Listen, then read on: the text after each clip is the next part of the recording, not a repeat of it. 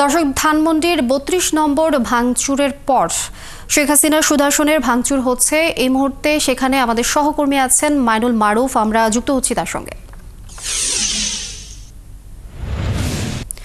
মারুফ, আপনি সেখানে রয়েছেন, আপনি কি দেখছেন আসলে ওইখানকার পরিস্থিতি এখন কি অবস্থা রয়েছে?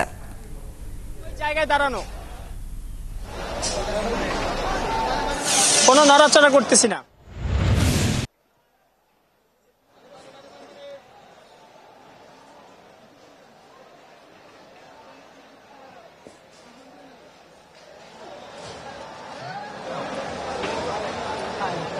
এই মুহূর্তে আমি সুধা সদনে নেই, এখনো আমি ধানমন্ডি ৩২-এই আছি।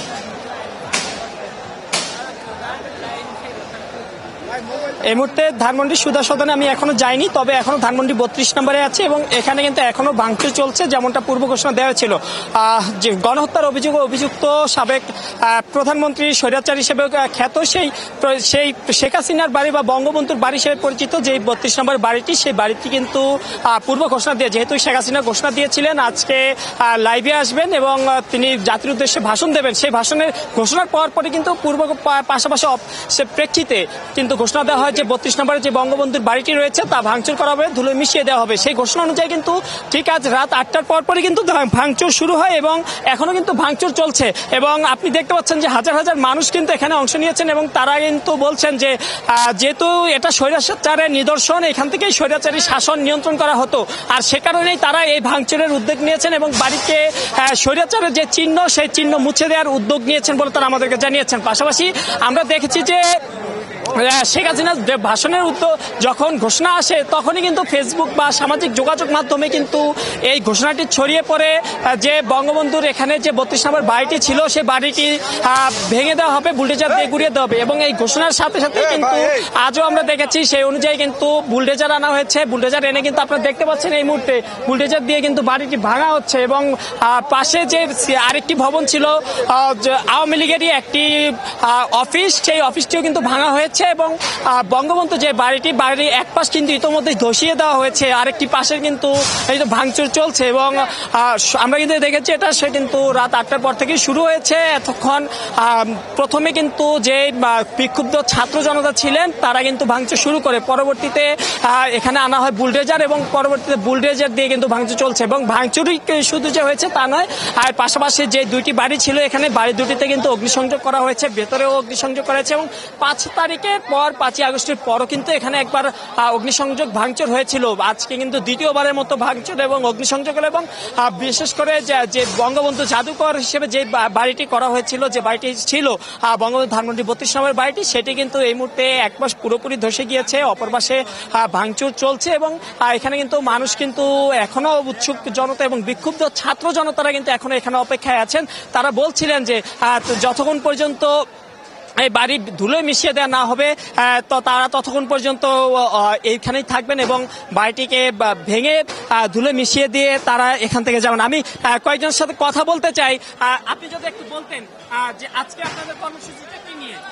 আজকে খুনি হাসিনা বলছে যে আজকে ৯টা বাজে উনি এখানে ভাষণ দিবে, এই জন্য এখানে ছাত্র জনতারা আসছে, এখানে ছাত্র জনতা এসে এখানে তাদের বাড়ি ঘর সব ভাঙচুর করে দিবে এবং আমরা চাই এই বাড়ি ভাঙচুর করে এবং ধুলোর সাথে মিশিয়ে দেখ হাসিনা জন এবং খুনি হাসিনা জন আর কোনো দিন এমনভাবে জন বলতে না পারে, যে আমি সাহস না করতে পারে যে বাংলাদেশের মাঝে যে খুনি, যে সামনে যে খুনি আসবে বা স্বৈরাচার আসবে, তারা যেন মনে রাখে যে এর খুনি হাসিনার যে অবস্থা হয়েছে আমাদের অবস্থা হবে, এই আশা করি তারা।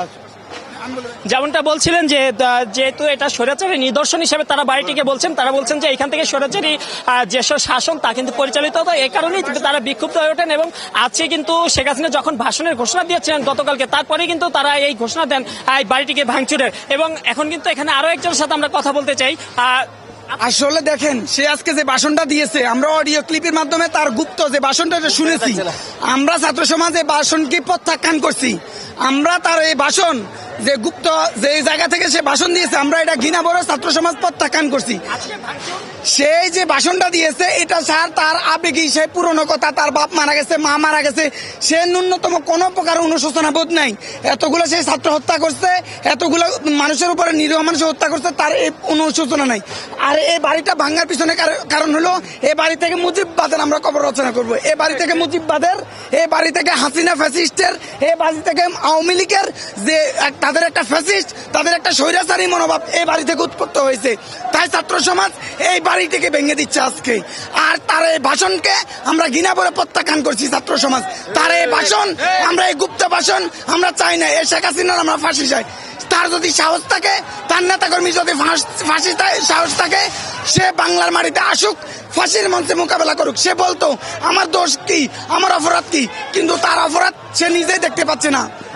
আপনি শুনছিলেন যে যেমনটা বলছিলেন বিক্ষুব্ধ ছাত্র জনতা, যেহেতু শেখ হাসিনা তারা বলছেন যে শেখ হাসিনা ছিলেন স্বৈরাচারী শাসক, তার নেতৃত্বে এই জায়গা থেকেই স্বৈরাচারী শাসন ব্যবস্থা কায়েম করা হয়েছে। এটা ছিল স্বৈরাচারী শাসনের কেন্দ্রবিন্দু হিসেবে তারা উল্লেখ করছেন। এবং